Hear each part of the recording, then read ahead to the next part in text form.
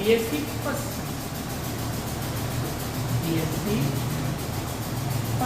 Year और first semester, ये हमारा न्यू एजुकेशन पॉलिसी 2020 पर आधारित है, ठीक है। क्योंकि 2020 से पहले ईयरली होता था, तो ये न्यू एजुकेशन पॉलिसी के अनुसार हमारा क्या हो जाता है, सिलेबस चेंज हो गया है और हम सेमेस्टर वाइज करते हैं, ठीक है।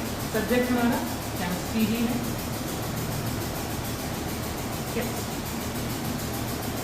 अब हम पढ़ेंगे क्या इसमें। सबसे पहला टॉपिक है इसमें,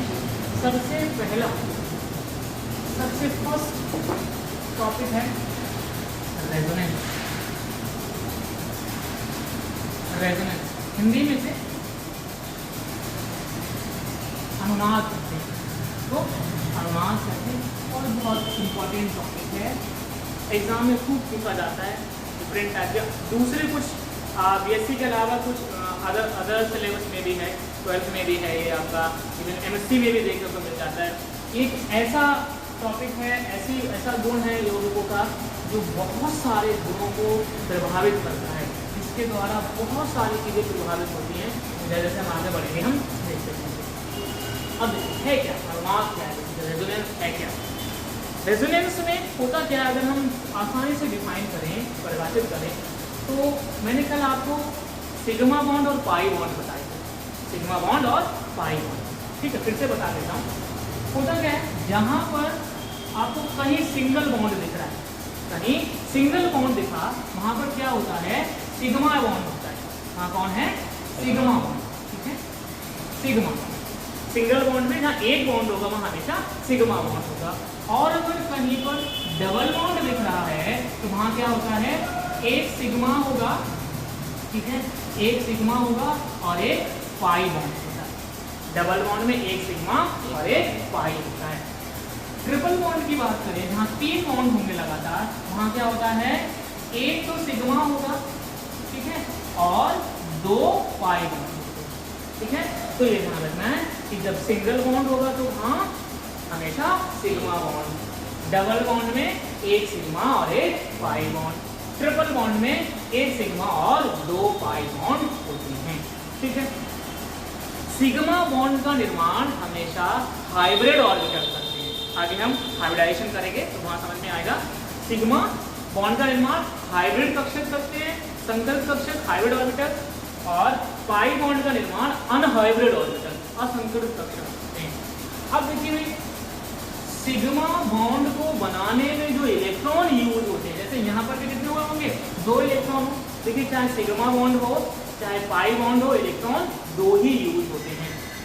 तो यहाँ पर जो 2 इलेक्ट्रॉन यूज हुए हैं, इनको बोलेंगे हम सिग्मा इलेक्ट्रॉन, सिग्मा इलेक्ट्रॉन, यानी सिग्मा बॉन्ड को बनाने में जो इलेक्ट्रॉन यूज होते हैं वो सिग्मा इलेक्ट्रॉन कहलाते हैं, और पाई बॉन्ड को बनाने में जो इलेक्ट्रॉन यूज होते हैं वो पाई इलेक्ट्रॉन कहलाते हैं, पाई इलेक्ट्रॉन्स कहलाते हैं, ठीक है। तो सिग्मा बॉन्ड बनाने में जो इलेक्ट्रॉन यूज हुए वो सिग्मा इलेक्ट्रॉन, पाई बॉन्ड बनाने में जो इलेक्ट्रॉन यूज हुए पाई इलेक्ट्रॉन, ठीक है। चलिए, अब रेजोनेंस में क्या है, पाई इलेक्ट्रॉन्स का ही खेल है, यहाँ पर पाई इलेक्ट्रॉन्स का ही खेल है। होता क्या है, यहाँ पर पाई इलेक्ट्रॉन क्या करते हैं, यहाँ पर सामान्यतः कुछ यौगिकों में क्या होता है, हमें सिंगल बॉन्ड और डबल बॉन्ड, कुछ इस तरह से single bond double bond, single bond double bond, एकांतर क्रम कहलाता है। This is called alternative, alternate यानी एकांतर क्रम में क्या है, single bond double bond, single bond double bond, ठीक है। अभी कई यौगिकों में इस तरह की कंडीशन मिलती है, तो यहाँ क्या होता है, अगर मैं आपको मुझे बताइए, यहाँ क्या है सिग्मा, यहाँ क्या है एक सिग्मा एक पाई, यहाँ सिग्मा, यहाँ एक सिग्मा एक पाई। तो अगर हम सिग्मा बॉन्ड और पाई बॉन्ड के स्थायित्व की बात करें, इन दोनों में कौन ज़्यादा स्थायी होता है, तो सिग्मा बॉन्ड अधिक स्थायी होता है पाई बॉन्ड की तुलना में।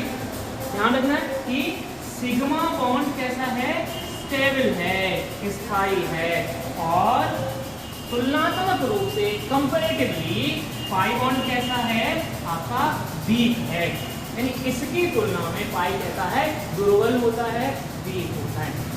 अब देखो भाई, अगर कोई चीज स्ट्रॉन्ग है और कोई चीज वीक है, तो कौन सी चीज आसानी से एक जगह से उठकर दूसरी जगह जा सकती है? बोलिए जरा। वीक वाली, यानी जो कमजोर है, दुर्बल है, वो आसानी से उठकर दूसरी जगह जा सकती है। तो देखो भाई, सिग्मा स्टेबल है और पाई कम स्टेबल है यानी दुर्बल है, तब क्या होगा? सिग्मा इलेक्ट्रॉन आसानी से एक जगह से उठकर दूसरी जगह जा सकते हैं। क्या बोला? कि पाई इलेक्ट्रॉन आसानी से एक स्थान से उठकर दूसरे स्थान पर जा सकते हैं। सिग्मा भी जा सकते हैं, ऐसा नहीं है, लेकिन हमें अधिक ऊर्जा चाहिए होगी। सिग्मा इलेक्ट्रॉन को एक जगह से दूसरे जगह ले जाने के लिए हमें ज़्यादा एनर्जी की आवश्यकता पड़ेगी, अधिक ऊर्जा की आवश्यकता पड़ेगी। तो यहाँ पर क्या है? एकांतर क्रम में सिंगल बॉन्ड है, डबल बॉन्ड है, डबल बॉन्ड एक सिग्मा है और एक पाई है। तो क्या होता है, यहाँ से मान लिया हमने ये वाला क्या है पाई बॉन्ड है, ये क्या है पाई है, और ये भी पाई है, ठीक है। तो क्या होता है, ये पाई बॉन्ड आसानी से उठ के यहाँ चला जाएगा, ठीक है, और ये पाई बॉन्ड उठ के आसानी से कहीं दूसरी जगह चला जाएगा। अगर कोई परमाणु है तो परमाणु चला जाएगा, अगर बॉन्ड है तो बॉन्ड पर चला जाएगा। ये ध्यान रखना है। अगर यहाँ कोई अगला बॉन्ड नहीं है तो ये पाई बॉन्ड माइनस में परिवर्तित हो जाता है। आगे हम देखेंगे कैसे होगा। तो पाई बॉन्ड आसानी से उठकर एक जगह से जा सकते हैं। तो वो अनुनाद की बात करें, रेजोनेंस की बात करें, रेजोनेंस में पाई इलेक्ट्रॉन या पाई बॉन्ड एक स्थान से दूसरे स्थान पर शिफ्ट होते हैं या जाते हैं, और जिस यौगिक में ये हो रहा होता है सामान्यतः उस यौगिक की उस कंपाउंड का जो स्ट्रक्चर है, उसकी जो संरचना है, उसमें कोई परिवर्तन नहीं आता है। देखो कैसे हम बात करें, यहाँ अगर हम बात करें एग्जाम्पल लेते, बहुत ही बेहतरीन और बहुत ही आइडियल एग्जाम्पल होता है इसका बेंजीन। बेंजीन में खूब अच्छा खासा रेजोनेंस पाया जाता है। ये क्या मैंने बेंजीन बना दी, ठीक है, ये क्या है बेंजीन है, ठीक है। बेंजीन में क्या है आप देखो दिख रहा होगा, यहाँ एकांतर क्रम में double bond single bond, double bond single bond, double bond single bond, यानी यहाँ पर एकांतर क्रम में अल्टरनेट में डबल बॉन्ड और सिंगल बॉन्ड मौजूद है।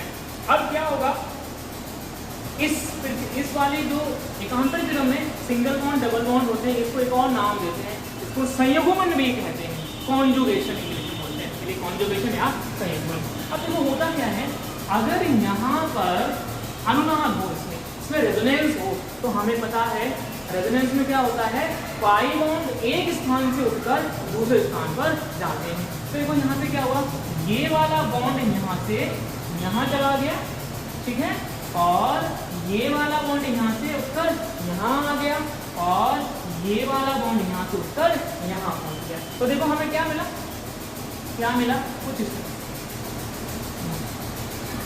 ठीक है। देखो ये वाला बॉन्ड यहाँ से उठकर कहाँ आ चुका है, यहाँ आ चुका है, यानी यहाँ आ चुका है, ठीक है। बदले में ये वाला बॉन्ड उठ के यहाँ से कहाँ आ चुका है, यहाँ, यानी यहाँ पहुँच चुका है, ठीक है। और ये बॉन्ड उठ के कहाँ पहुँचा, यहाँ पहुँचा, कुछ इस तरह से यहाँ पर। तो देखो भाई क्या था, यहाँ पर भी तो ये था double bond single bond, double bond single bond, double bond, एकांतर क्रम है, अल्टरनेट है। यहाँ पर भी double bond single bond, double bond single bond, double bond single bond, यानी जो कंडीशन यहाँ थी वही कंडीशन यहाँ है। अब इन दोनों में अंतर क्या है, इन दोनों में क्या अंतर है कि इसमें जो पाई बॉन्ड है, जो पाई बॉन्ड है वो अलग पोजीशन पे है और यहाँ दूसरी पोजीशन पे, यानी इसकी तुलना में पाई बॉन्ड दूसरी जगह जा चुकी है। यह संपूर्ण प्रक्रिया क्या कहलाती है, अनुनाद या रेजोनेंस कहलाती है। ये ध्यान रखना है, अनुनाद को डबल हेडेड एरो, यानी दोनों तरफ हेड में इस प्रकार के एरो से दर्शाते हैं। अगर हमें किसी का अनुनादी संरचना बनानी है तो दोनों तरफ एरो लगाकर हम बताते हैं। तो क्या पता चला हमें, अगर हम परिभाषित करें किसी भी यौगिक का ओरिजिनल स्ट्रक्चर परिवर्तित किए बिना उसमें उपस्थित पाई इलेक्ट्रॉनों का या पाई बॉन्ड्स का एक स्थान से उठकर दूसरे स्थान पर जाना क्या कहलाता है? अनुनाद या रेजोनेंस कहलाता है। ये विषय ध्यान रखना है, रेजोनेंस में हमेशा पाई बॉन्ड ही भाग लेते हैं, सिग्मा बॉन्ड भाग नहीं लेते हैं। पाई बॉन्ड ही एक स्थान से उठकर दूसरे स्थान पर चले जाते हैं। तो अगर हम इंग्लिश में डिफाइन करें, इसके लिए डिफाइन करें, the delocalization of pi electron without changing the original structure of any compound is called resonance। यानी delocalization मतलब होता है इलेक्ट्रॉन का एक स्थान से उठकर दूसरे स्थान पर जाना। तो इस तरह से हम रेजोनेंस, अब देखो क्या होता है, इन दोनों ये और ये दोनों क्या है? रेजोनेटिंग स्ट्रक्चर है, ये दोनों अनुनादी संरचनाएं हैं। इन दोनों के बीच में एक और तीसरी रेजोनेटिंग स्ट्रक्चर होती है, उसको कुछ इस तरह से बनाते हैं, कुछ इस तरह से, इसमें हम सर्किल लगाते हैं, ठीक है। तो ये क्या है? ये कहलाता है resonance hybrid. This is called resonance hybrid, अनुनादी संकर बोलते हैं इसके लिए। ये क्या होता है? इन दोनों के बीच ही है ये जो स्ट्रक्चर है, यानी इस स्ट्रक्चर में इसके भी गुण हैं और इसके भी गुण है, इसीलिए इसको हाइब्रिड कहते हैं। हाइब्रिड का मतलब तो यही होता है कि भाई कोई एक ऐसी चीज है जिसमें अलग अलग चीजों के गुण उपस्थित हों। तो ये क्या है? अनुनादी संकर है, रेजोनेंस हाइब्रिड है। इस वाले स्ट्रक्चर में इसके भी गुण है और इसके भी गुण हैं। तो इस तरह से ये हमारा रेजोनेंस हाइब्रिड बन जाता है। अब रेजोनेंस होता क्यों है? रेजोनेंस की जरूरत क्या पड़ी, अनुनाद की आवश्यकता क्या पड़ी? तो अनुनाद के द्वारा कोई भी यौगिक स्थायित्व प्राप्त कर लेता है। जिसमें अनुनाद होता है, जिसमें रेजोनेंस होता है, रेजोनेंस के द्वारा जो यौगिक हैं, जो कंपाउंड हैं, वो स्थायित्व को प्राप्त करते हैं, स्टेबिलिटी को प्राप्त करते हैं। तो यहाँ पर अगर हम देखें, इसका स्थायित्व इन दोनों की तुलना में ज़्यादा होता है। ये जो रिंग है ये बता रही है कि भाई कि इसमें जो इलेक्ट्रॉन डेंसिटी है, जो पाई इलेक्ट्रॉन है, वो क्या कर रहे हैं? मूव कर सकते हैं। देखो जैसे अगर ये पंखा अभी रुका हुआ है, राइट, ये पंखा अभी रुका हुआ है, तो तीनों पर दिखाई दे रहे हैं, इसके दिख रहे हैं अलग अलग। अब वो वाला देखो घूम रहा है, पीछे वाला लगातार रोटेट कर रहा है। तो क्या हमें पता चल रहा है कौन सा पर कहाँ पर है? जब पंखा चल रहा होता है तो हमें ऐसा लगता है हर जगह पंखे का पर है, हर जगह पंखे का पर है, और हमें एक गोल गोल रिंग दिखाई देती है। ऐसे ही यहाँ पर ये इलेक्ट्रॉन डेंसिटी लगातार मूव कर रही है। हम एग्जैक्टली आइडेंटिफाई नहीं कर पा रहे हैं कि इलेक्ट्रॉन डेंसिटी है कहाँ पर। तो ये कई बार किसी किसी बुक में इसको इस तरह से भी दर्शा दिया जाता है, कुछ इस तरह से, ऐसे भी दर्शा दिया जाता है। तो ये दोनों भी क्या है? रेजोनेंस हाइब्रिड स्ट्रक्चर है, किसके? बेंजीन के। तो मैंने कहा हर परमाणु, चाहे यौगिक हो, चाहे एटम हो, चाहे एलिमेंट हो, चाहे कंपाउंड हो, सब चाहते हैं वो क्या है? स्टेबल रहें, स्थायी रहें। तो स्थायित्व प्राप्त करने के लिए कुछ भी करते हैं। यहाँ ये रेजोनेंस के द्वारा, अनुनाद के द्वारा स्थायित्व प्राप्त कर रहे हैं। तो किसी भी कंपाउंड में क्या होता है? पाई इलेक्ट्रॉनों का एक स्थान से दूसरे स्थान पर शिफ्ट होना अनुनाद कहलाता है। अब देखिए, अब फिर से कोई बात आती है कि क्या जरूरत पड़ती है, अनुनाद की आवश्यकता क्या पड़ती है। तो अगर हम बात करें, अनुनाद स्थायित्व प्राप्त करने के लिए होता है, स्टेबिलिटी प्राप्त करने के लिए होता है।